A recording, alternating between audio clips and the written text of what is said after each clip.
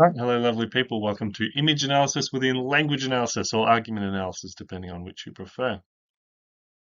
So just a quick check-in, how do you feel about where you're at in regards to image analysis within language analysis? Which one are you? 1, 2, 3, 4, 5, 6, 7, or 8? I'm currently a 2. So for today, we're going to basically be going through the place of images within language or argument analysis. We'll be talking about metalanguage to describe the actual image itself. So, if you have any art background or art training, that will be really useful here to have some really fun ways of talking about images. But we'll do the basics here. Then I'll talk you through my very simple method for image analysis rather, and then we'll do a bit of co-creation and sentence creation together using sentence stems. So basically, if you're thinking of language analysis or argument analysis, pardon me, here are some 3 questions to consider. How does this image or these images support the broader contention, so the kind of big umbrella statement that they're making, or how does this image relate to some specific arguments within the piece itself? And usually the placement on the page is a pretty good indicator of that. Where the image is placed, it's likely going to be very near or next to the argument that's being made in relation to that point. And also, how does it contribute or challenge the argument that is being presented? So it's not always going to be that an image will be supportive. Sometimes it will be contrastive. So you might have it in there to kind of, weaken a rebuttal or to weaken an opposing argument in your piece. That may be why it's there, but more often than not, it'll be supportive of the main argument rather than otherwise. So you think of images sort of as a secondary supporting feature in the same way that an oral presentation might be supported by hand gestures, for example. So if we think of additive interconnections, the main argument, the contention is of course the main argument, and then within that there'll be sub-arguments, 1, 2, 3, 4, depending on the piece, that they will differ. But then of course you need to think about tone as well. The tone of the argument, how does that sort of contextualize and place the argument within something important? What strategies or techniques are used to support the argument along with the tone?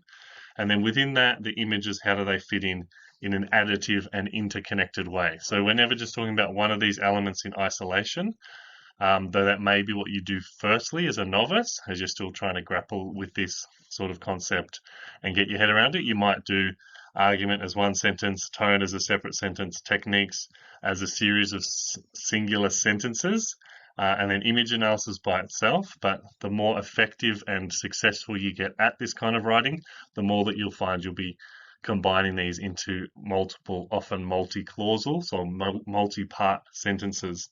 And as VCAA says, you're commenting on the interconnections between text elements, which in this case, to simplify our arguments, tone, strategies or techniques, and images. And perhaps the one that's not written there that could be is of course audience. So you're thinking about how all of these then equate to the audience.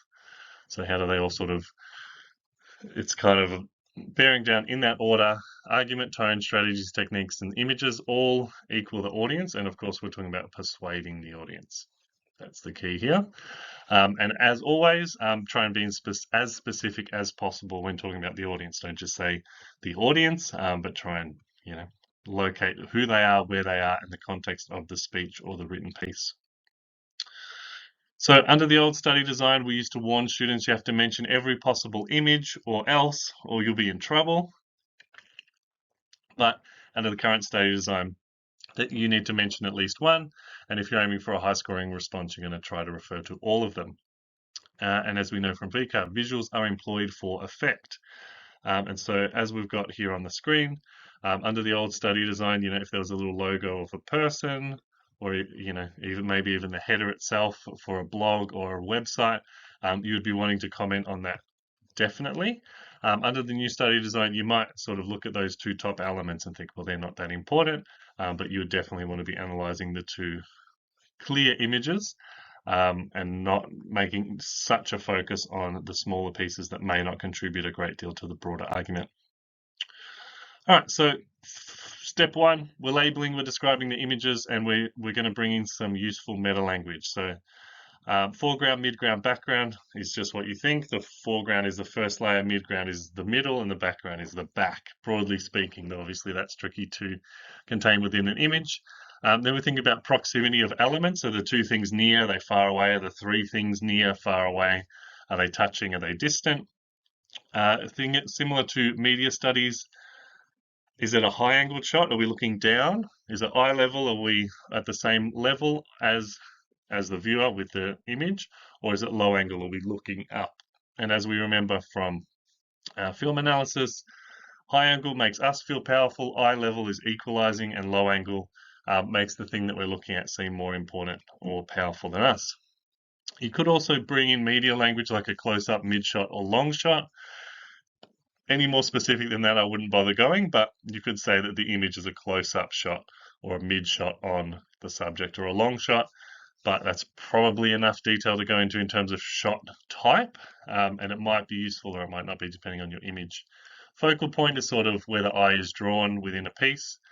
Denotation and connotation is not image specific, but it's also always useful. So denotation, you're thinking of your dictionary meaning. If you looked it up, what would it say? Whereas connotation, you think of cultural meanings. So sort of what people would think of. So for example, if we did mustache, denotation would just say facial hair on an upper lip. Connotation, depending on the year, it might be, pirate, it might be hipster, it might be something otherwise besides. Positioning of the viewer, close, far away, eye level, that's just another way of engaging with where the image is positioned. Color, if relevant, obviously what colors are present, and lighting, again, if relevant. So we're going to apply that a little bit. So if we were looking at this image, we would say, the foreground is here, the midground is here, and the background is here. Broadly speaking, we would say that we are very close to the front four-wheel drive. So the proximity for us is close. So we as the viewer are positioned very close up on these four-wheel drives. And the two four-wheel drives are positioned quite close to one another. There's no color to speak of, but the lighting, I would say, is quite dark. So we might say, dark lighting. And the focal point is obviously the front part of this four-wheel drive and the mud that surrounds it. So we're kind of getting a fairly dark, muddy, messy image. And the proximity of the four-wheel drives are close to each other. We are probably looking, I would say, a low-angled shot, and it is a close-up.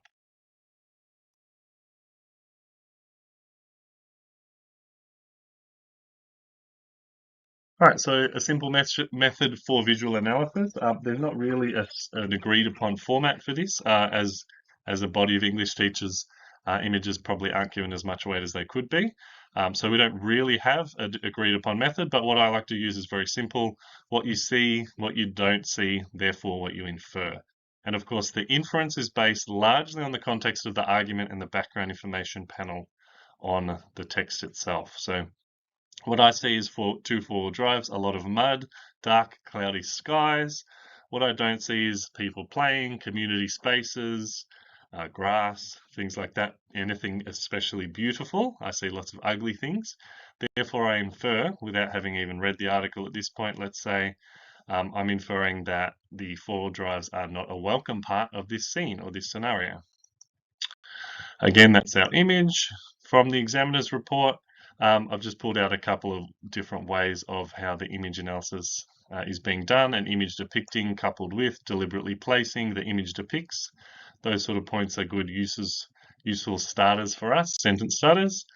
And then it might be useful to, obviously the square brackets require you to replace it with specific content, but whatever the image is depicts, what does it depict? Include the author, encourages the audience to consider, display, approach, frame. Strategically, the author uses an image depicting something through something else. Visual element 1 is coupled with visual element 2. For us, that would be the four-wheel drive in the foreground is coupled closely with the four-wheel drive following it. And then, of course, the focal point of the image is the mud, the splatter, and the large bull bar on the four-wheel drive. And in the foreground of the image, whilst in the background we see. So those are just some starting sentence starters to get us going. I won't go into co-constructing at this point necessarily, but these should be some useful sort of phrases to add in, sprinkle into your writing. So just in close, as a bit of a revision, what is a simple method for visual analysis?